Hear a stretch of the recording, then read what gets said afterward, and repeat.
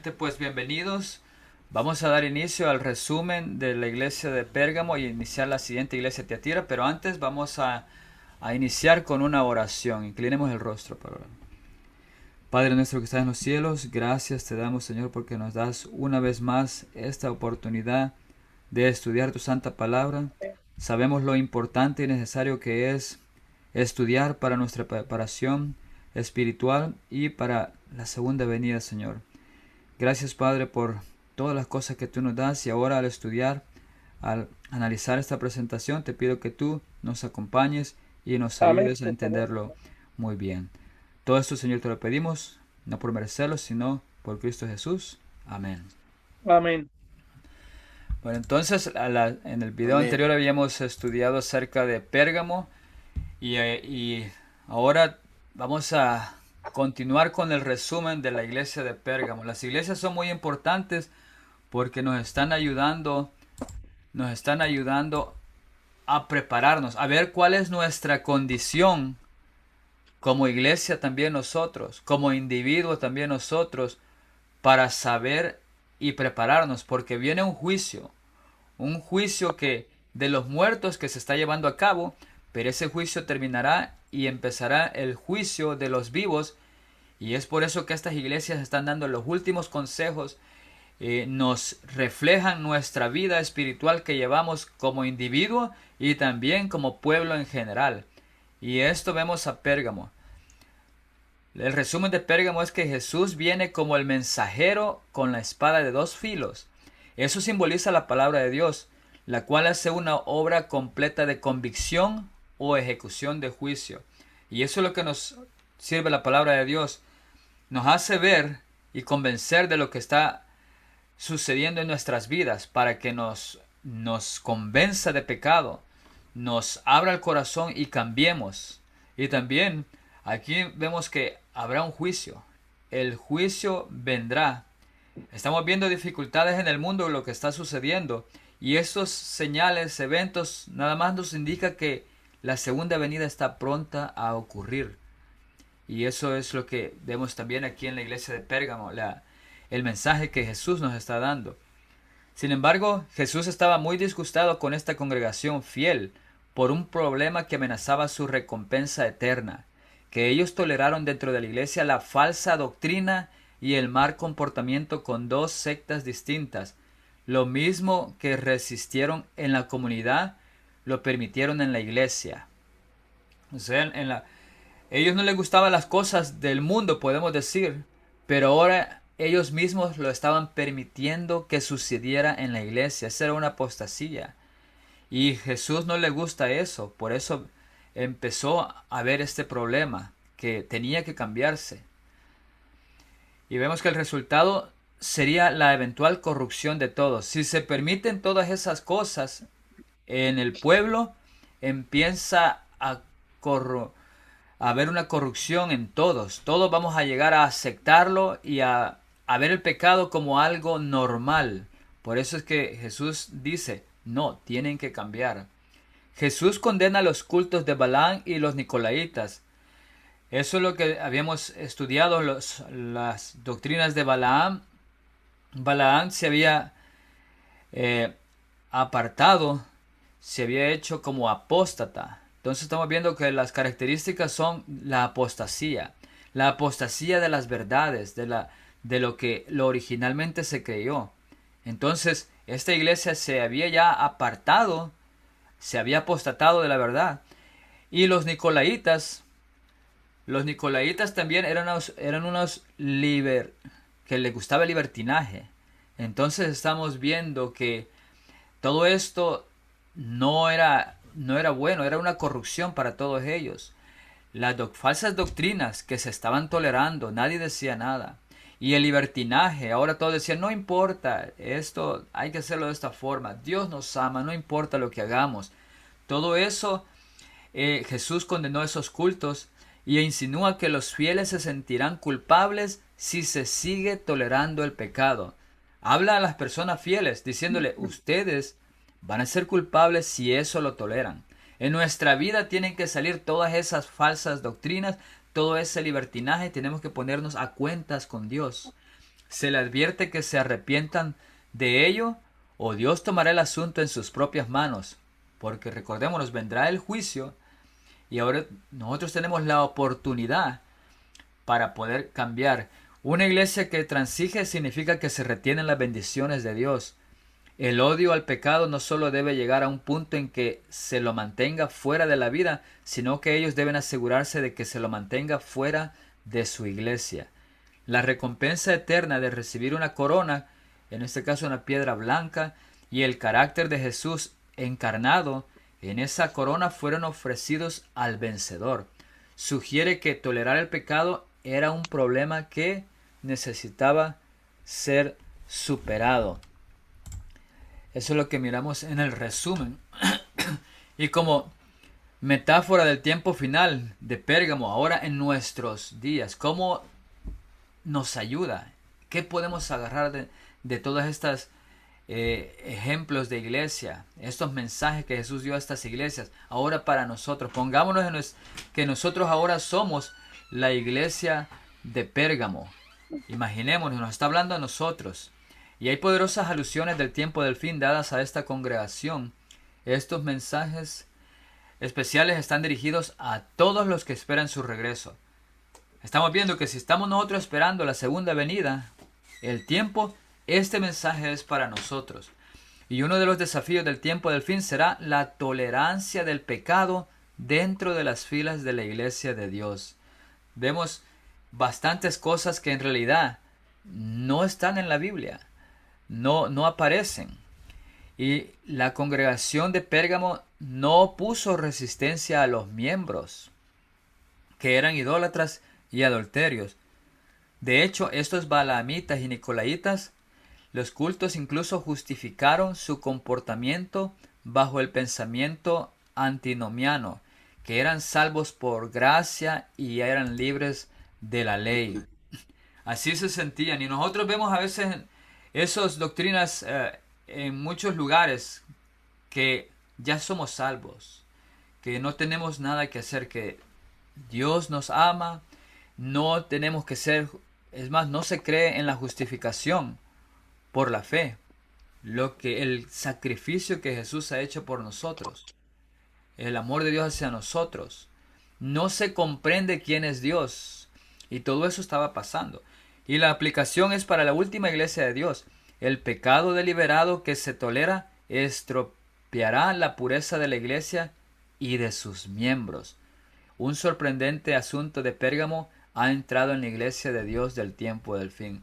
Si nosotros miramos todas esas características y vemos que están sucediendo, ya sea en nuestra vida o en nuestras iglesias o como pueblo, tenemos que analizarlo y decir, hay que hacer un cambio. Tenemos que apartarnos de todas esas falsas enseñanzas, esas doctrinas y ese libertinaje que se profesaba. Mientras dice, esta es una cita y nos dice que mientras estudio la palabra de Dios, me siento alarmado por el Israel de Dios en estos últimos días. Nos está diciendo que en estos últimos días, este es para nuestro tiempo, que se le exhorta a huir de la idolatría. Y temo que el pueblo de Dios esté dormido y tan conformado al mundo que difícilmente podemos conocerlo o discernir entre el que sirve a Dios y el que no lo sirve a Dios. Antes se podía discernir claramente, pero ahora nos estamos durmiendo nosotros que pensamos a todo que vemos, ya no sabemos distinguir entre lo bueno y lo malo. Y nosotros tenemos que llegar a distinguir entre lo que es correcto y lo que es casi correcto, pero no lo es. Así tenemos que llegar a distinguir. La distancia se está ensanchando entre Cristo y su pueblo y disminuyendo entre ellos y el mundo. Las señales de distinción entre el profeso pueblo de Cristo y el mundo casi han desaparecido. Siguen las abominaciones de las naciones que los rodean, como lo hizo el antiguo Israel. Eso lo encontramos en en el espíritu de profecía, no me acuerdo la cita, pero en la página 66.1 vemos que lo mismo que hizo el antiguo Israel, también el pueblo lo está haciendo, y eso es lo que vemos. Ahora terminando, vemos que la promesa de Pérgamo la encontramos en Apocalipsis 2.7, que dice, el que tiene oído, oiga lo que el Espíritu dice a las iglesias, al que venciere daré a comer del maná escondido, y le daré una piedrecita blanca, y en la piedrecita escrito un nombre nuevo, el cual ninguno conoce sino aquel que lo recibe. Y el cumplimiento lo encontramos en Apocalipsis 22.4, dice, y verán su rostro y su nombre estará en sus frentes. Tendremos el nombre de, del Padre y de Jesús en nuestra frente, nos dice. Y ahora pues pasamos a la iglesia de Tiatira. En Tiatira vamos a encontrar que la historia acerca de la iglesia y también cómo en nuestro tiempo vemos una gran similitud de hoy. Y en esta iglesia, en la historia, vemos el inicio del ecumenismo. Cómo se inició que todos juntos, todas las iglesias juntas, unánimes, todas las religiones. Y la doctrina de Jezabel. Y también veremos la metáfora del tiempo final. Y eso se encuentra desde el versículo 18 al 23. Si alguien me quiere ayudar a leer estos versículos, del versículo 18 al versículo 23. Ok, yo leo, hermano. Amén. Y escribí al ángel de la iglesia Tiatira, el Hijo de Dios, que tiene sus ojos como llama de fuego y sus pies semejantes al latón fino, dice estas cosas. Yo conozco tus obras y caridad y servicio de fe y tu paciencia, y que tus obras postreras son más que las primeras. Pero tengo unas pocas cosas contra ti, porque permites a esa mujer Jezabel, que se dice profetiza, enseñar y seducir a mis siervos y a fornicar y a comer cosas sacrificadas a los ídolos. Y le he dado tiempo para que se arrepienta de su fornicación y no se ha arrepentido. He aquí yo la arrojaré en cama y a las que adulteran con ella en muy grande tribulación, si no se arrepienten de sus obras. E heriré a sus hijos con muerte, y todas las iglesias sabrán que yo soy el que escudriño los riñones y los corazones, y daré a cada uno de vosotros según sus obras. Amén. Ahí podemos ver claramente el mensaje. Y vamos a ver cómo fue la iglesia de Tiatira, que quiere decir que es la congregación comprometida. Ese es también un símbolo de Babilonia. Y esa es la cuarta iglesia. Y la cuarta iglesia vemos que en Apocalipsis vemos grupos de 4 y 3. Este sería el grupo de 4 que se termina con la iglesia de Tiatira, que nos representa lo máximo que llegó las iglesias como pueblo. Las otras 3 iglesias nos van a representar individualmente y qué tenemos que hacer, pero esta es más como pueblo, como congregación. Y aquí nos dice la congregación comprometida, está comprometida, o sea, entrelazada. Y vemos que esta era una ciudad, era la más pequeña de las 7 ciudades mencionadas, pero recibe el más largo de los 7 mensajes. Estaba a 40 millas de Pérgamo, situado en un largo valle que lo convertiría en una zona rica para la agricultura. O sea, tenía una zona que favorecía. Y al igual que con otras ciudades asiáticas, la población trabajadora se sindicalizó en gremios. Estos incluían alfareros, curtidores, tejedores, fabricantes de túnicas, trabajadores de lana, etc. Y curiosamente Lidia, la vendedora de púrpura de Filipos, originalmente procedía de Tiatira, en Hechos 16:14. Ella fue una de las primeras conversas de Pablo. Era vendedora de la industria de tintes tiatiano. Y la ciudad no era de gran importancia política o cultural. Hoy Tiatira está enterrada debajo de la ciudad moderna de Aquisar con una población de 20.000 personas. Y aquí vemos en la historia cómo lo han representado. Hay varias representaciones, pero aquí vemos que desde el año 538 se ha asimilado todo lo que ha sucedido en ese tiempo al año 1798 y se le otorga a los 1260 años de Roma papal, porque eso es lo que los cubre, como los comentaristas lo ponen en ese tiempo de la edad oscura, como ese periodo. Y vemos que los gremios laborales y la religión entrelazados, la idolatría era difícil de escapar.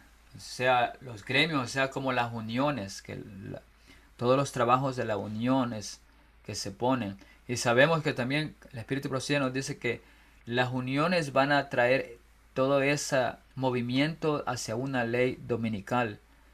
Igual como estamos viendo en esta iglesia de Tiatira, lo mismo. La iglesia se hizo conocida como la iglesia de compromiso, pero se identifica mejor como la iglesia apóstata. Vemos que desde el principio de las iglesias hasta esta última se ha venido engrandeciendo la apostasía. Se empezó con Éfeso, que tenía el primer amor, y así poco a poco han ido tolerando la apostasía hasta que llega a Tiatira, donde es lo máximo. Y el nombre de Tiatira significa sacrificio de contrición, nombre que hace alusión a la terrible tribulación que los hijos de Dios iban a sufrir durante la época de esa cuarta iglesia profética. Es un tiempo donde todas estas apostasías se van a completar y el pueblo va a sufrir en nuestro tiempo. Se espera que los miembros del gremio asistieran a los festivales del gremio y comieran alimentos, parte de los cuales habían sido ofrecidos a la deidad tutelar, y que se reconociera como un regalo del Dios en la mesa. Y al final de la fiesta, las actividades sumamente inmorales expondrían a una persona cristiana al ridículo y otros tipos de persecución, una situación bien reflejada en el mensaje a la iglesia en esta ciudad. La cuestión moral de si los cristianos tenían justificación para participar en tales comidas comunes con sus actividades asociadas era importante para esta iglesia. Vemos también inmoralidad. Vemos apostasía completa, inmoralidad, todo se estaba pasando y hacían persecución o ridículo a los que eran verdaderos cristianos. Y los defectos de la iglesia local estaban relacionados con los de Pérgamo, o sea, similar, pero dice mucho peores. Los cristianos no solo carecían de celo por la disciplina piadosa y la doctrina correcta, sino que también obligaron a los que erraron de esta manera y perdonaron sus errores. La falsedad y la idolatría impregnaron casi toda la iglesia. Dice el versículo 18, escribe al ángel de la iglesia en Tiatira, el Hijo de Dios, el que tiene ojos como llama de fuego y pies semejantes a bronce bruñido, dice esto. Ahora que estamos viendo que esta imagen diverge de las otras 6 iglesias, porque Jesús se identifica a sí mismo como el Hijo de Dios a la iglesia de Tiatira. ¿Y por qué se representa como el Hijo de Dios? ¿Qué es lo que estaba pasando? Que ahora él dice, yo soy el Hijo de Dios. Y así se está identificando. Dios, en ese tiempo, Dios estaba siendo desafiado durante ese tiempo por el mundo cristiano. Hubo un movimiento ecuménico donde todas las iglesias y religiones estaban tratando de unirse para establecer lo que tienen en común. Y esto ocurrió en el Concilio de Nicea. Entonces estamos viendo que desde tiempo atrás las iglesias se estaban uniendo para ver qué tienen en común. Y vemos aquí el primer concilio de Nicea que ocurrió en el año 325. Y ese fue el primer concilio ecuménico de la iglesia cristiana que se reunió en la antigua Nicea. Hoy en día es Iznik, que es Turquía. Y fue convocado por el emperador Constantino I, un catecúmeno no bautizado que presidió la sesión inaugural y participó de las discusiones. Esperaba que un concilio general de la iglesia resolviera el problema creado en la iglesia oriental por el arrianismo, que era una herejía propuesta por primera vez por Arrio de Alejandría. Esto es lo que encontramos en la británica, en la enciclopedia británica sobre Nicea. Le encontramos esta parte. Vemos que desde el año 321 después de Cristo, Constantino el Grande promulgó la primera ley dominical civil, obligando a todos los habitantes del Imperio Romano, excepto a los agricultores, a descansar el domingo. La iglesia iría cambiando las verdades bíblicas. Y en el año 325 hubo este movimiento ecuménico en el que todas las iglesias y religiones intentaban unirse para establecer lo que tenían en común, y la razón por la que querían establecer lo que tenían en común era porque estaba siendo desafiado por un hombre llamado Arrio, y Arrio era en realidad la minoría contra la mayoría. Entonces vemos, aquí estamos viendo bastantes cosas que podemos familiarizarnos. Una ley dominical que se estaba promulgando en el año 321. Y después, años después, ahora vemos que todos se unen en ese movimiento también, unidos para vencer a una persona, Arrio, que era la minoría contra la mayoría. Estamos viendo que lo que la mayoría hace o dice, ¿será que es lo correcto? ¿O es la minoría lo que tiene las cosas que van hacia la verdad? Arrio en realidad creía que Jesucristo era consustancial, es decir, del Padre, de la misma sustancia. En otras palabras, que era tomado del Padre, que Él es engendrado, que Él está formado a su imagen. Como dice en Filipenses 2, que Jesús estaba en la forma de Dios y luego se convirtió en la forma de un siervo. Filipenses 2, 6 y 7 nos dice, el cual, siendo en forma de Dios, no estimó el ser igual a Dios como cosa a que aferrarse, sino que se despojó a sí mismo, tomando forma de siervo, hecho semejante a los hombres. Entonces esto es lo que miramos que decía Arrio. Y los maestros populares durante ese tiempo enseñaban que Cristo no provenía del Padre. Él era parte del Padre. Y hay una diferencia allí. En lugar de ser consustancial, enseñaban que Cristo era consustancial.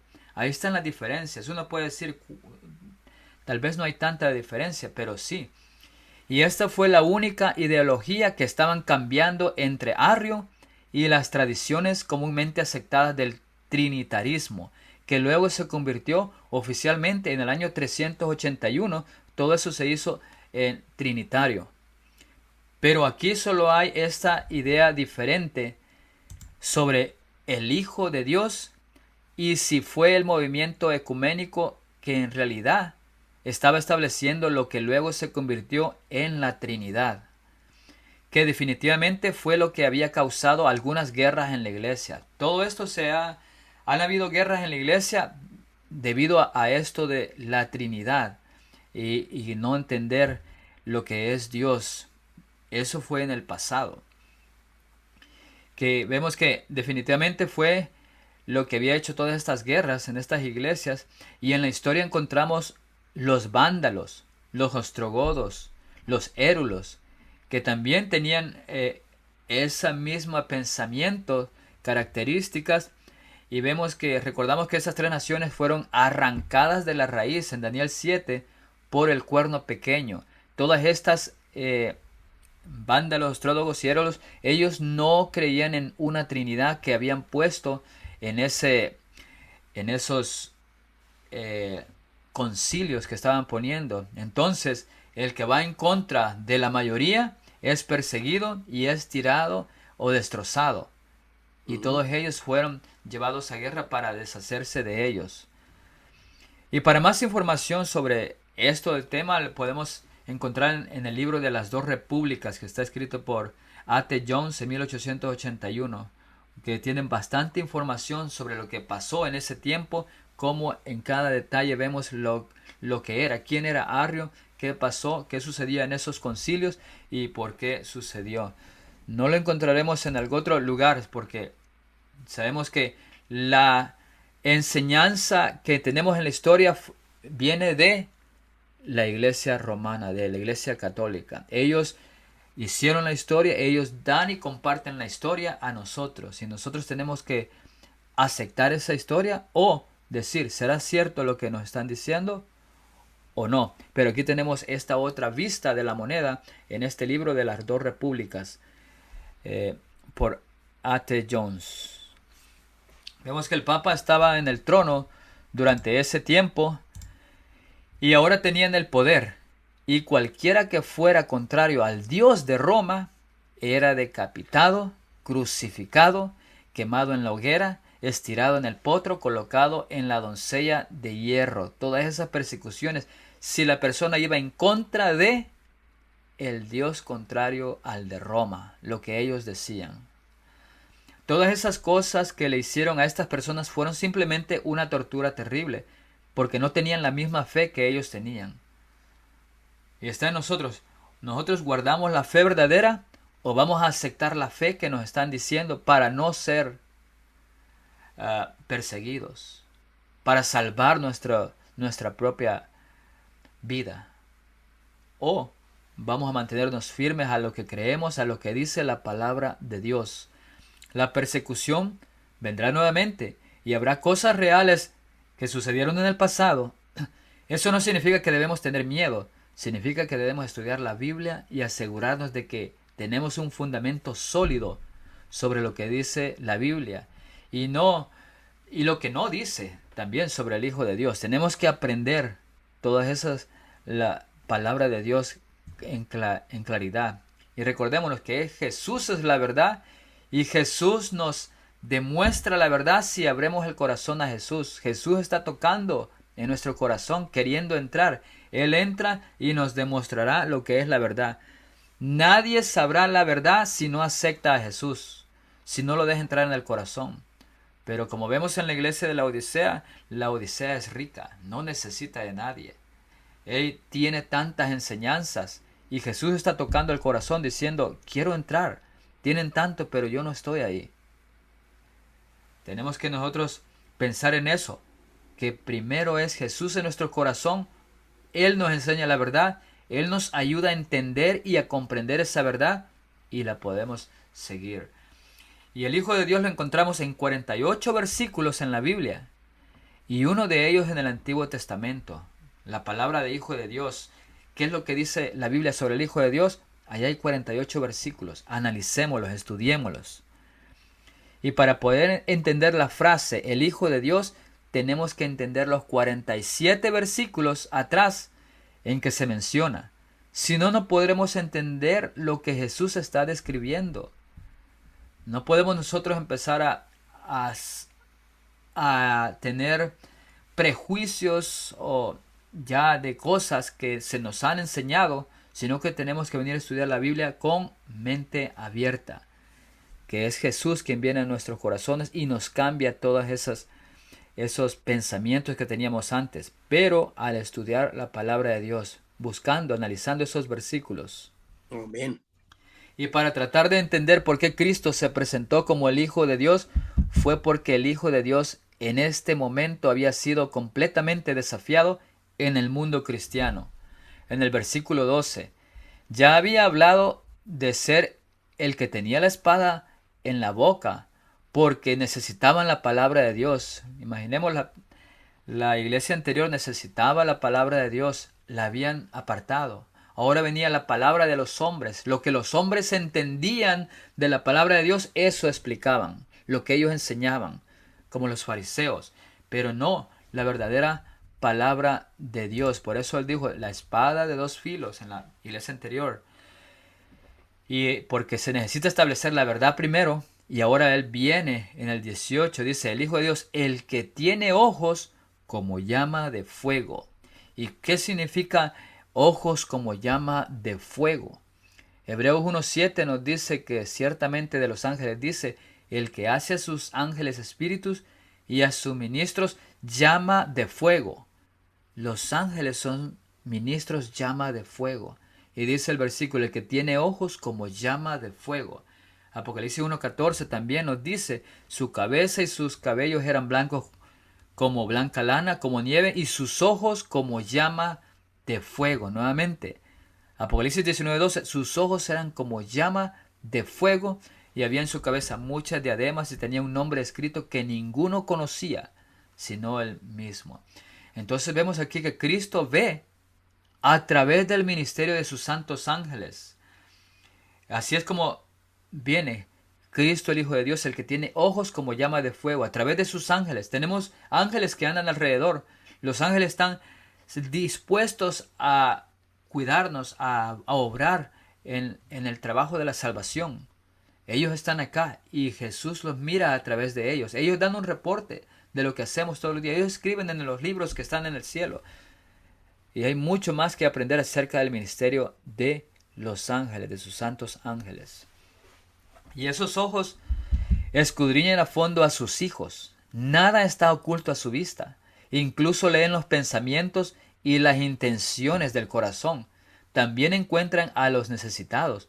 Pero para los rebeldes estos ojos darán juicio. Él está viendo lo que la gente mala hace y lo que la gente buena hace.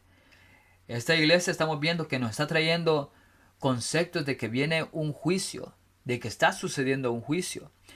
Y aquel cuyos ojos son como llama de fuego, nos dice esta cita, está escudriñando cada iglesia en el mundo.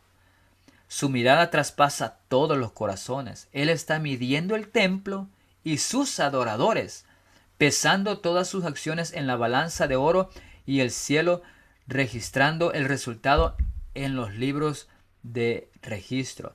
Todas las cosas están abiertas a los ojos de aquel con quien tenemos que ver. Él es un discernidor de los pensamientos, intenciones y propósitos del corazón. Ninguna acción de las tinieblas puede ocultarse de su vista. El pecado, no detectado por el hombre, insospechado por las mentes humanas, es anotado y registrado por el gran busco de corazones. Lo que nosotros a veces ocultamos, que nadie lo puede ver, el hombre no mira los pecados de la persona, pero Dios sí está adentro y mira todas las pensamientos y todo eso queda registrado. Esto está en la Cartas y Manuscritos, volumen 6 del año 1889 y 1890. Y sigue diciendo el versículo 18, y pies semejantes al bronce bruñido. Dice esto. Y el bronce fino estaba en el atrio exterior. Así que sus pies estaban en el atrio exterior. Sus pies estaban en la tierra. El atrio exterior representa el ministerio terrenal. Y por eso dijo, Juan 3:14, y como Moisés levantó la serpiente en el desierto, así es necesario que el Hijo del Hombre sea levantado. Moisés levantó una serpiente de bronce, porque este bronce representa de lo que Cristo está hecho en parte. Dice, sus pies son como bronce fino. Apocalipsis 13:8 nos dice, y la adoraron todos los moradores de la tierra cuyos nombres no estaban escritos en el libro de la vida del Cordero que fue inmolado desde el principio del mundo. Amós 9:1 dice, vi al Señor que estaba sobre el altar.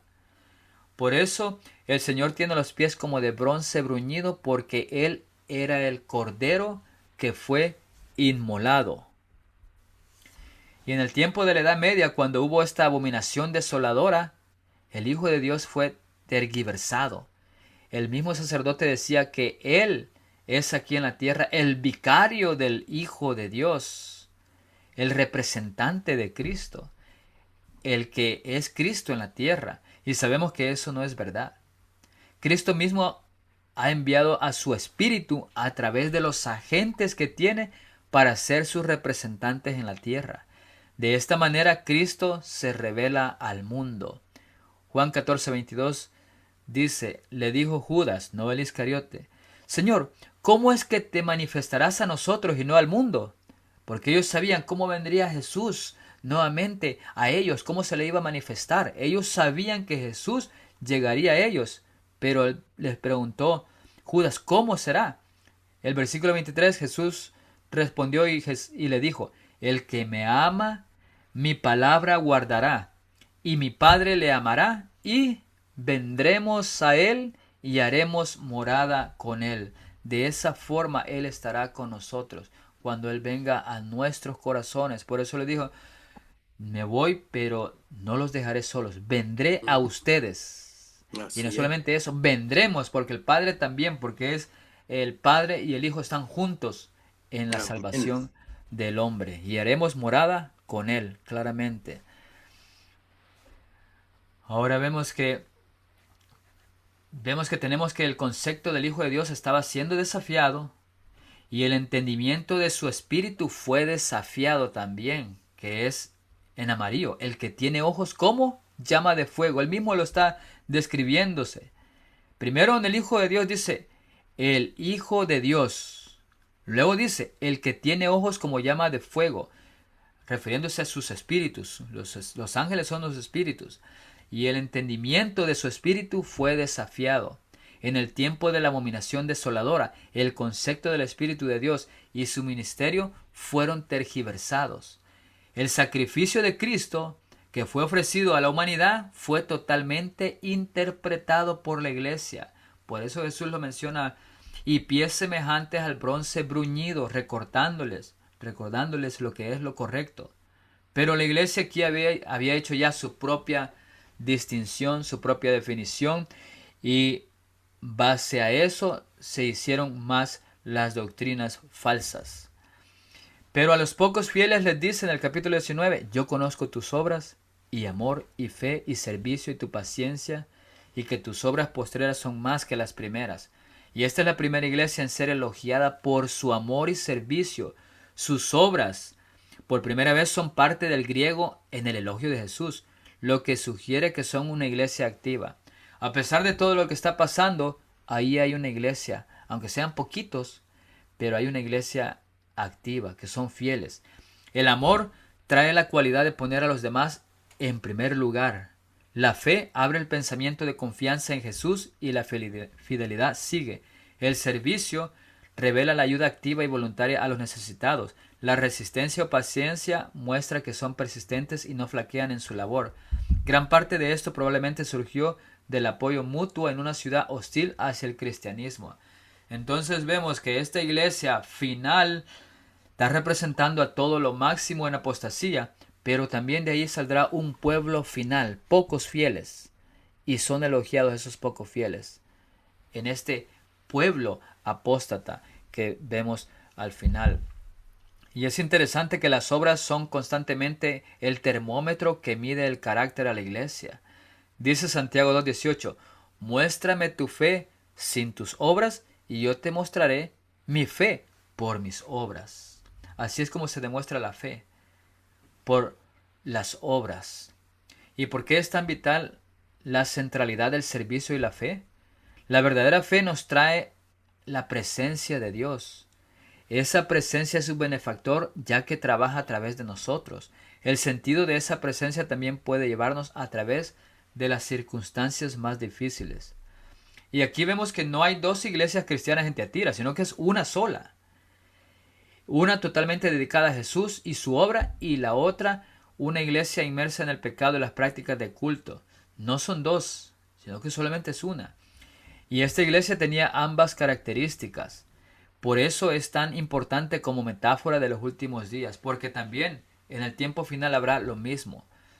Habrá una iglesia, pero entre la iglesia vemos la apostasía y en la misma iglesia vemos a personas que son fieles, que están por la verdad. A pesar de todas las cosas notables que agradaron a Dios, que hicieron, todavía tenían problemas del corazón. Algo andaba terriblemente mal en su comprensión más profunda de la lealtad a Jesús.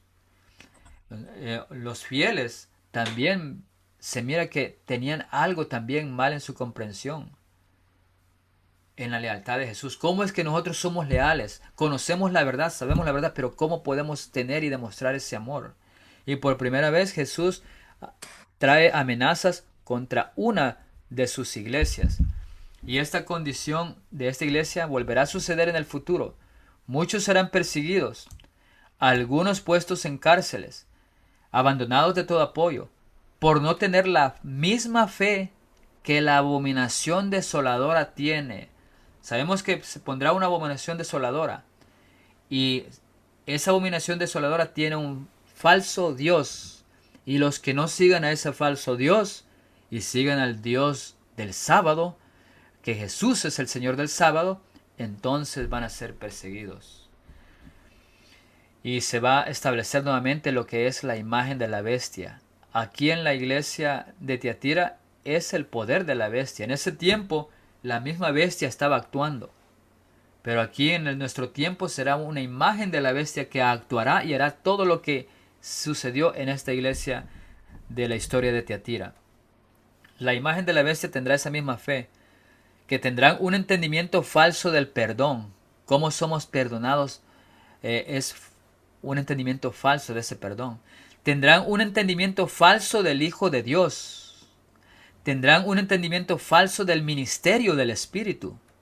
Y todo eso llevará a la unión de la iglesia con el Estado y traerá persecución al verdadero pueblo de Dios.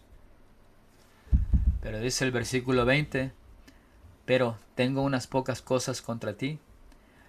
Y la alabanza del versículo 19 se convierte de repente en condenación. Unas pocas cosas no están en el texto original. Primero el complemento, luego la necesidad. Aunque se expresaron grandes preocupaciones por Éfeso y Pérgamo, Tiatira tiene una desviación tan terrible que Jesús le ordena acciones extremadamente duras. Esta iglesia, amorosa y orientada al servicio, está a punto de experimentar la ira de Dios. Dice el 20, que toleras a esa mujer Jezabel, que se dice profetiza, que enseñe y seduzca a mis siervos a fornicar y a comer cosas sacrificadas a los ídolos. Lo mismo que vimos con la doctrina de Balaam. Y los cristianos de Tiatira están tolerando a una mujer identificada como Jezabel, que se hace llamar profetisa.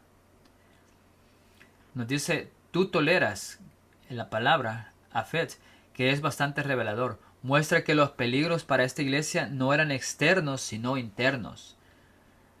Se tenían que preocupar de las personas de adentro, no de afuera. El peligro no viene de afuera, viene de adentro. Sino nosotros pensamos que estamos adentro ya guardados en un movimiento, en una iglesia o como pueblo, pero el problema es que de ahí interno suceden las cosas. Satanás está adentro para destruir su pueblo, el pueblo de Dios.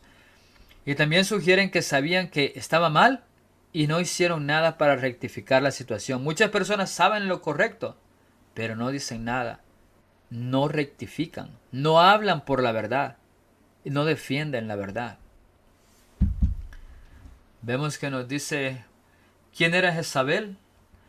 Apocalipsis 2:20 dice, toleras que esa mujer Jezabel, que se dice profetiza, enseña y seduzca a mis siervos a fornicar y a comer cosas sacrificadas a los ídolos. ¿Es este un individuo, una iglesia dentro de sus filas, una falsa doctrina o una alusión al Antiguo Testamento que está en Primera de Reyes 16, 30, 31 en adelante? De Jezabel y su tipo de culto, ¿a qué se refiere?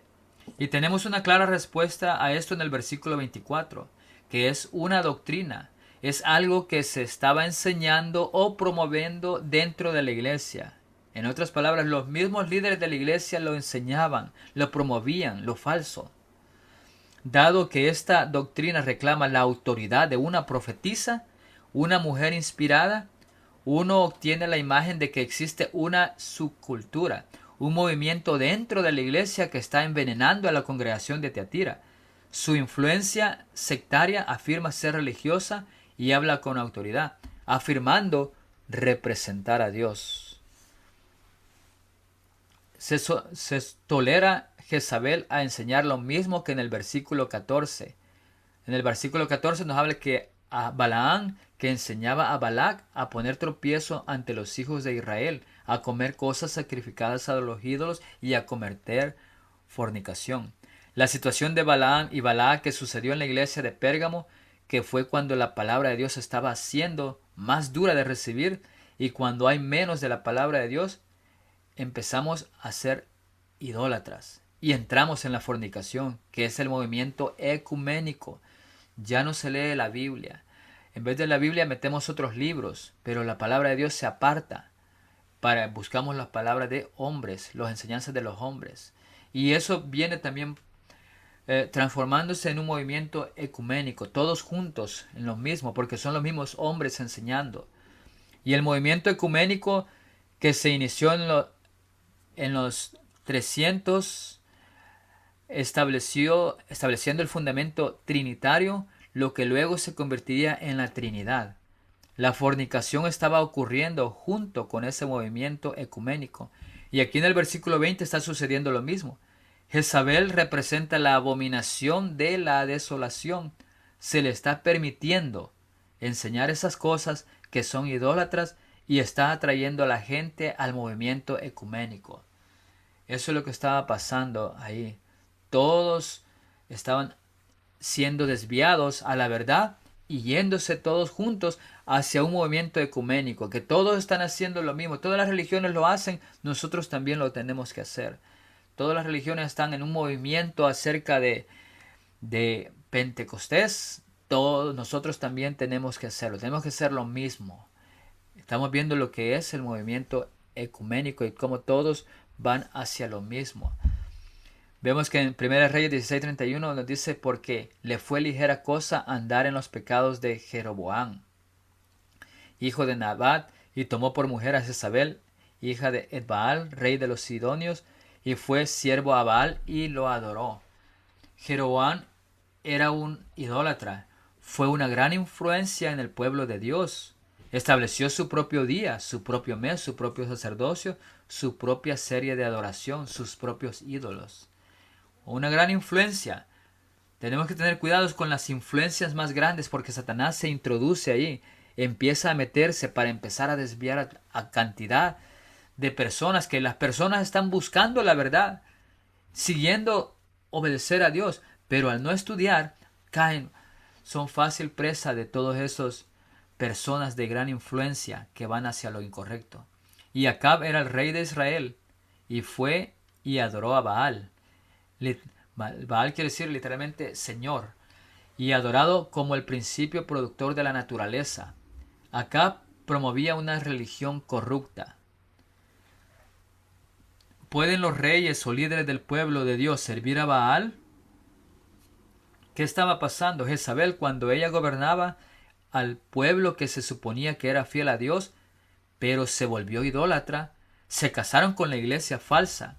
Había iglesia y Estado unidos. Había idolatría como fundamento. Ambos juntos persiguieron al pueblo de Dios. Estaban sin lluvia por 42 meses o 1260 días, por tiempos y medio tiempo o 3 años y medio. Y el mismo tiempo exacto que Jesús gobernó en esta tierra, 42 meses o 3 años y medio. Ahora vemos que la abominación desoladora es que dice esté donde no debe de estar, está personificando a Cristo durante los 1260 años en la Edad Media. En todos esos años de la historia, tiempo y medio tiempo, esa abominación desoladora se estaba haciendo pasar por Cristo. Había tirado a Cristo, por eso Jesús dice aquí, les habla el Hijo de Dios. Ellos lo tiraron. 3 años y medio o 1260 años de profecía. Y la misma situación pasará justo antes de la segunda venida de Cristo. Así como en el pasado que se estableció este estandarte idólatra, una falsa enseñanza del santuario, como se menciona en Daniel 7 y 8, los sistemas paganos y papales en la tierra personificaron por completo el ministerio de Cristo en el santuario celestial y aquí en la tierra el sistema falso. Tomaron la verdad del santuario y la echaron por tierra. Quitaron la Biblia para que la gente no pudiera entender la verdad sobre el santuario. Por eso Apocalipsis 10 dice que debemos profetizar otra vez sobre el templo, el santuario. ¿Quién está allá? ¿Quién es el que está intercediendo por nosotros? ¿Quién es Jesús? Apocalipsis 13:6 dice que y abrió su boca en blasfemias contra Dios para blasfemar de su nombre, de su tabernáculo y de los que moran en el cielo. Y eso sucederá también con la imagen de la bestia. Nos dice Primera de Reyes 18:4, Jezabel destruía a los profetas de Jehová. Jezabel mataba a los profetas de Jehová. ¿Será que hoy en día al profeta de Jehová, de Dios, también se quiere matar, que no se quiere escuchar, no debemos de hablar ni mencionar? Es lo mismo que hacía Jezabel.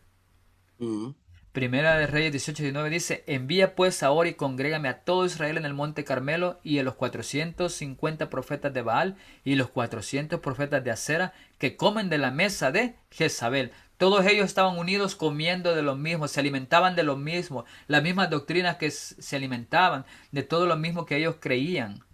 Daniel 11:27 dice, el corazón de estos dos reyes será para hacer mal y en una misma mesa hablarán mentira. Ahí vemos la unidad, cómo es, y es parte del ecumenismo. Todos juntos estamos en la misma situación. Pero dice, no servirá de nada porque el plazo aún no habrá llegado. Eran sustentados ellos por la reina, constituían un clero que recibían un subsidio de Jezabel. Y Acab dio a Jezabel la nueva de todo lo que Elías había hecho. Sabían lo que Elías estaba haciendo. Lo conocían. Sabía lo que el pueblo de Dios había hecho. Y lo aprendió del ministro apóstata de la iglesia de Dios. Jezabel lo sabía todo, gracias a la apostasía que tenían los líderes. Según 1 Reyes 21:5 dice, vino a él su mujer Jezabel y le dijo, ¿por qué está tan decaído tu espíritu y no comes? Era la esposa de un rey apóstata. Jezabel consuela también, pero es un falso consuelo del espíritu equivocado. 1 Rey 21:7 dice, ella, ¿eres tú ahora rey sobre Israel? Levántate y come y alégrate, yo te daré la viña de Nabot de Jezreel.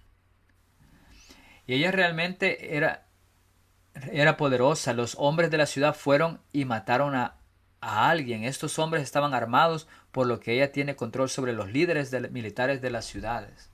Similar, Jezabel nos está representando hoy en día lo que es Babilonia. Jezabel hizo todo lo que quiso con la ayuda de los de la ciudad. ¿Por qué? Porque ya tenían a todos juntos en lo mismo pensamiento. Todo el mundo en el mismo pensamiento.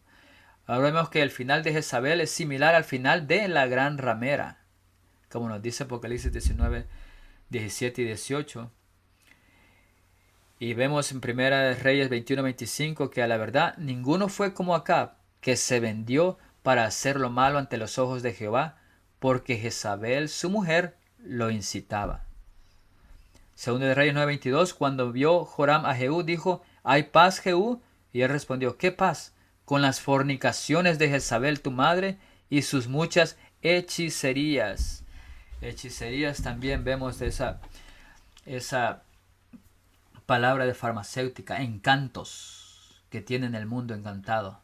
Todo esto es similar a lo que es, y vamos a ir terminando con esto de las características que representan Jezabel. Uno, que eran erigiendo símbolos paganos dentro de la iglesia. Si nosotros en nuestro conocimiento hoy en día miramos eso, que hay símbolos paganos dentro de la iglesia, es porque también Jezabel se ha introducido. ¿Qué símbolos? Hay muchos símbolos que podemos analizar. 2. Promovió formas seductores de idolatría y adoración, una falsa adoración. Adoramos al verdadero Dios, pero ¿cómo sería una falsa adoración? Cuando no adoramos al verdadero Dios y adoramos a un falso Dios sin saberlo ni entenderlo, porque es lo que nos han dicho.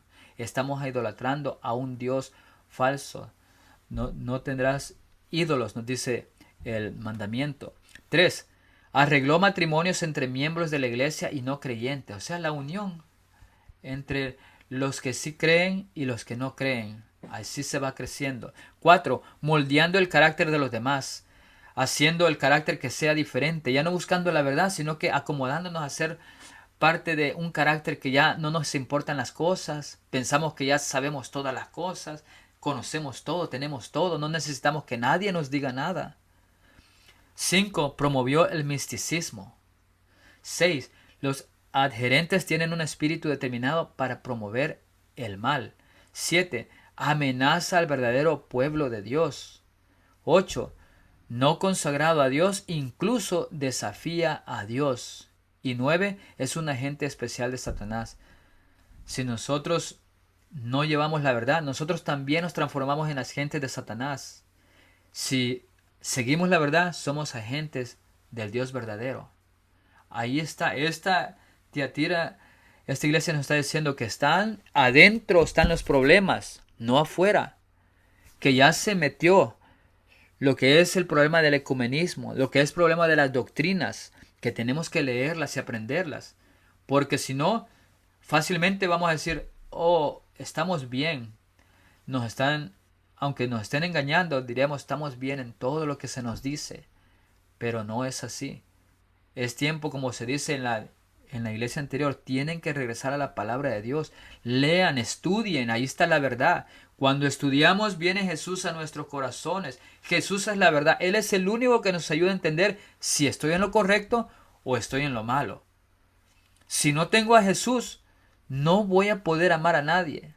No voy a poder hacer y conocer a Dios. Porque dice, el que no ama no conoce a Dios. Si nosotros conocemos a Dios, podremos amar verdaderamente.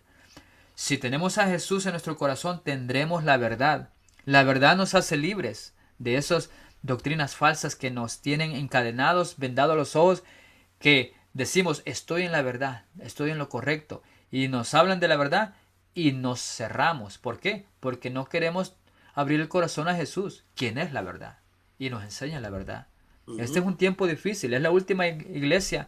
La cuarta iglesia es la última a empezar el juicio. Las siguientes iglesias, nuevamente vamos a la condición de los hermanos, terminando con la Odisea. Y después, que es también la iglesia del juicio.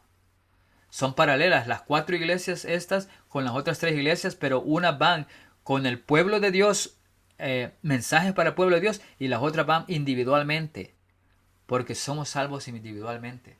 Tenemos que ver cómo esta iglesia, estos mensajes de Dios los está diciendo. Pero si no estudiamos, no aprenderemos. Y si no estudiamos, cuando estudiemos tenemos que llamar a Jesús en nuestros corazones.